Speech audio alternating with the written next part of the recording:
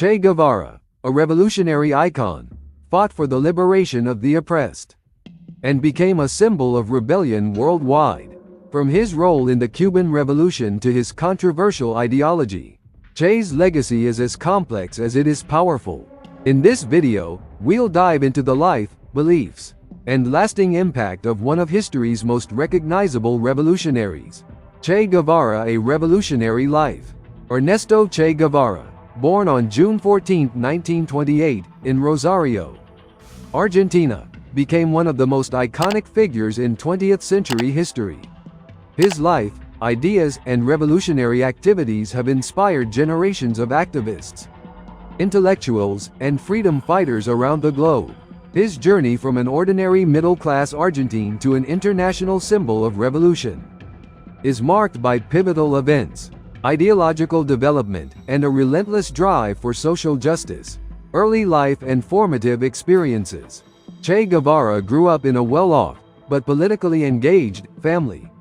His father, Ernesto Guevara Lynch, was an architect and builder of Irish descent, while his mother, Celia de la Serna, came from a socially prominent Argentine family. Che's parents were left-leaning in their political views, and the household was often filled with intellectual debates.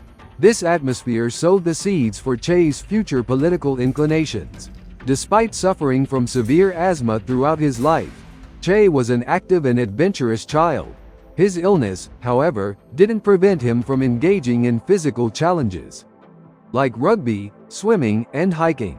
Che's intellectual curiosity was vast. He devoured works on philosophy, politics, history, and poetry.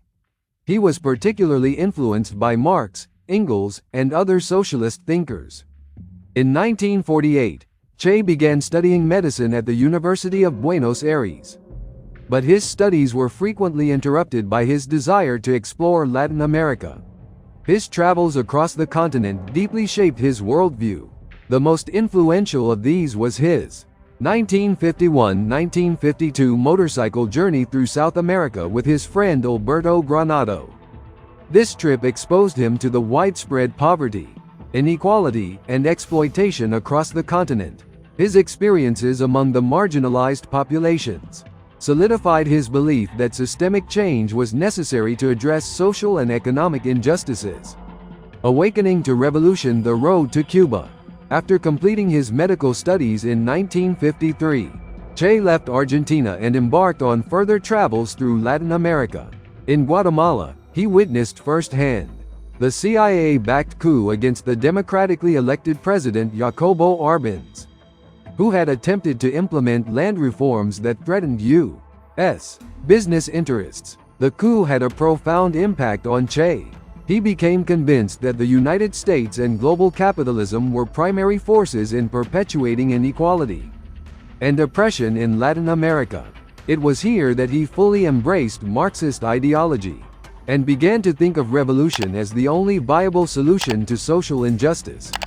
In Mexico City in 1955, Che met Fidel Castro and his brother Raúl, who were preparing to overthrow the Cuban dictator Fulgencio Batista. Che joined their 26th of July movement and quickly became an important figure within the group, admired for his intellectual depth and fierce commitment to revolutionary ideals. His medical skills also made him an indispensable part of the team. The Cuban Revolution. In 1956, Che, the Castros, and a small group of rebels set sail for Cuba aboard the Granma, aiming to overthrow the Batista regime. After a disastrous landing, most of the group was killed or captured. However, the survivors, including Che, escaped into the Sierra Maestra Mountains, where they began their guerrilla campaign against Batista's forces. Che quickly distinguished himself as both a fighter and leader. He was promoted to comandante, the highest rank in the rebel army, and played a crucial role in several key battles during the Cuban Revolution. His leadership in the Battle of Santa Clara in December 1958 was particularly important. It marked a turning point in the war and led to Batista fleeing Cuba on New Year's Eve 1958. On January 1, 1959, Fidel Castro and the rebels triumphantly entered Havana, Post-revolutionary Cuba. After the revolution, Che became an important figure in the new Cuban government. He held multiple positions, including President of the National Bank, Minister of Industry, and head of the Department of Industrialization. During his tenure, Che helped to shape Cuba's economic policies, which were largely based on Marxist-Leninist principles. He advocated for the nationalization of industry, land reform, and the establishment of a centrally planned economy. Under his direction, Cuba severed its economic ties with the U.S. and aligned itself more closely with the Soviet Union. However, Guevara's vision of rapid industrialization and reliance on moral incentives, rather than material rewards, led to economic challenges. His policies were not entirely successful in addressing Cuba's economic needs, and he faced criticism from both within and outside the government. Che also focused on promoting internationalism, believing that the Cuban Revolution was just the beginning of a broader movement to liberate oppressed peoples across the globe. He played a key role in Cuba's efforts to support revolutionary movements in other Latin American countries, Africa, and Asia. Guerrilla warfare and global revolutionary ideals. Guevara's belief in the necessity of armed struggle as the means to achieve socialism became central to his ideology. He wrote extensively on guerrilla warfare, notably in his influential manual Guerrilla Warfare 1960, which provided a blueprint for revolutionary movements. In this work, Che emphasized that revolutions could be sparked by small groups of dedicated fighters, Foucault theory, and that rural populations were often the most likely to support revolutionary struggles. His dedication to exporting the Cuban revolutionary model led him to Africa, where he briefly supported the Simba Rebellion in Congo in 1965. However, this mission was a failure due to internal conflicts and a lack of local support. Bolivia and final days. Undeterred, Che next focused on South America, where he believed the revolutionary wave needed to spread. In 1966, he traveled to Bolivia to organize a guerrilla movement aimed at overthrowing the Bolivian government and inspiring similar movements across the continent.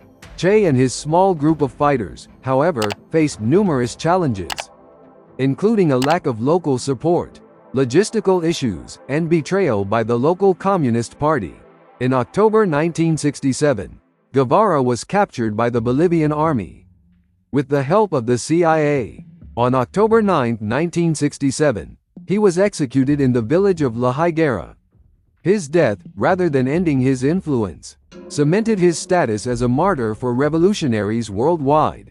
Che's legacy and influence. Che Guevara's image, most famously captured by Alberto Cortés' photograph, has become a symbol of rebellion, anti-imperialism, and social justice. His face adorns posters, t-shirts, and murals around the world, representing a variety of causes, from leftist movements to countercultural youth. For many, Che is a symbol of the fight against oppression and exploitation. He is remembered as someone who gave up a privileged life to fight for the downtrodden. His writings and speeches continue to inspire revolutionary movements globally. However, his legacy is also contentious. Critics highlight his role in the execution of political opponents during the Cuban Revolution, and his support for authoritarianism in the name of revolutionary ideals. Some view him as a brutal enforcer of communist orthodoxy, while others see him as a flawed but deeply committed idealist. Regardless of these debates, Che Guevara's life and ideas have had a lasting impact on world history. His vision of a more just and equitable world continues to resonate with those who seek to challenge the status quo.